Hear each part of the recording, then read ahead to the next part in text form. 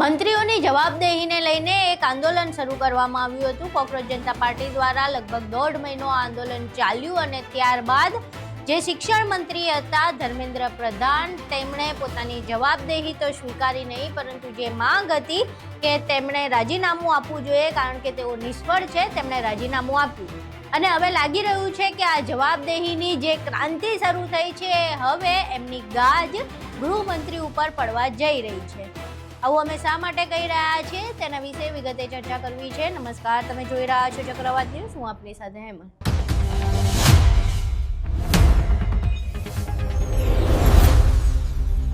જવાબદેહી માટે શરૂ થયેલા આંદોલનની ગાજ હવે કદાચ ગૃહમંત્રી અમિત શાહ પર પડી શકે છે, કારણ કે કોકરોચ જનતા પાર્ટી દ્વારા જે આંદોલન શરૂ કરવામાં આવ્યું હતું અને 20 જુલાઈએ જે સંસદ ભવન સુધીની માર્ચ કરવામાં આવી હતી અને માર્ચમાં પોલીસ અને જે જવાનોની બર્બરતા હતી એ બર્બરતા સામે આવી હતી, જે પ્રમાણે વિદ્યાર્થીઓને મારવામાં આવ્યો હતો એના દ્રશ્યો સામે આવ્યા હતા અને હવે આ સમગ્ર મામલે ગૃહમંત્રી પાસે જવાબદેહી માંગવામાં આવી રહી છે। રાહુલ ગાંધી દ્વારા સીધો જ ગૃહમંત્રી અમિત શાહને પત્ર લખવામાં આવ્યો છે અને જે પ્રમાણે વિદ્યાર્થીઓ ઉપર લાઠીચાર્જ કરવામાં આવ્યો હતો, ટીયર ગેસ છોડવામાં આવ્યા હતા અને જે પ્રમાણેની બર્બરતા આચરવામાં આવી હતી તેને લઈને જવાબ માંગ્યા છે। રાહુલ ગાંધીનો જે લખેલો પત્ર છે તમે સ્ક્રીન ઉપર જોઈ શકો છો, જેમાં રાહુલ ગાંધીએ અંગ્રેજીમાં આખો લેટર ટાઈપ કર્યો છે। આ પત્રનો ભાવાનુવાદ અમે તમને જણાવવા જઈ રહ્યા છીએ। પત્રમાં લખ્યું છે, 20 જુલાઈ 2026ના રોજ દિલ્હીમાં શાંતિપૂર્ણ રીતે વિરોધ કરી રહેલા વિદ્યાર્થીઓ પર થયેલા બર્બર હુમલા માટે જવાબદારીની માંગ કરવા માટે હું આ પત્ર લખું છું। આપણા વિદ્યાર્થીઓ ન્યાયી અને જવાબદાર શિક્ષણ પ્રણાલીની માંગ કરી રહ્યા હતા। સાંભળવાના બદલે સુરક્ષા દળોએ ઘાતક હથિયારો અને ટીયર ગેસ સહિત અંધાધૂંધ બળથી તેમના પર હુમલો કર્યો।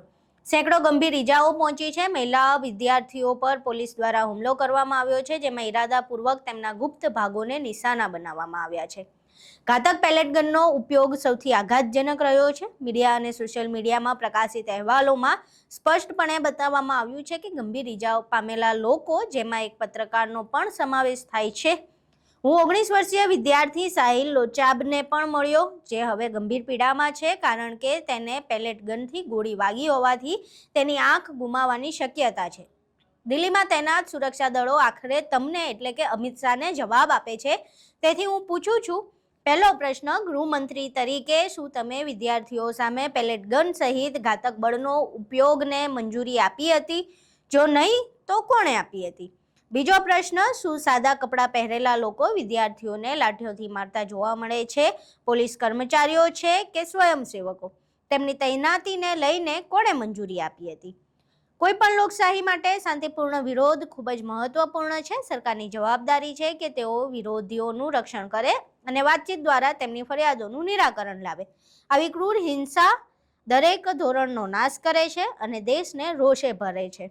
યુવાનો અને વિદ્યાર્થીઓ આપણા દેશનું ભવિષ્ય છે। જવાબો અને જવાબદારીની માંગ કરી રહ્યા છે, તેમનો અવાજ સાંભળવામાં આવશે। અહીં તમે રાહુલ ગાંધીનો એ પત્ર જુઓ। પત્રમાં સીધી જ રીતે બે પ્રશ્ન પૂછવામાં આવ્યા છે।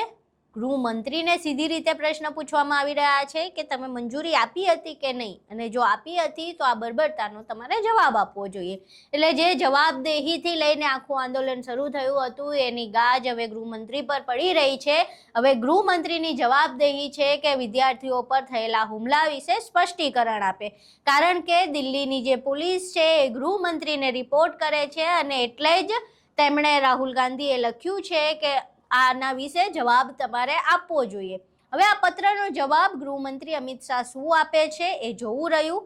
જે વિદ્યાર્થીઓ પર બર્બરતા કરવામાં આવી હતી, શું એનો ઓર્ડર ખુદ ગૃહમંત્રીએ આપ્યો હતો કે કેમ, તેના વિશે પ્રશ્ન પૂછવામાં આવ્યો છે અને એ પ્રશ્નનો જવાબ શું મળે છે અને જે પણ જવાબ મળે છે એ જવાબ બાદ વિદ્યાર્થીઓનું શું રિએક્શન હોય છે, તેમની શું પ્રતિક્રિયા હોય છે અને અમિત શાહ દ્વારા માંગવામાં આવેલી જવાબદેહી કઈ નવો વળાંક લે છે કે કેમ, તે પણ મહત્વનું છે।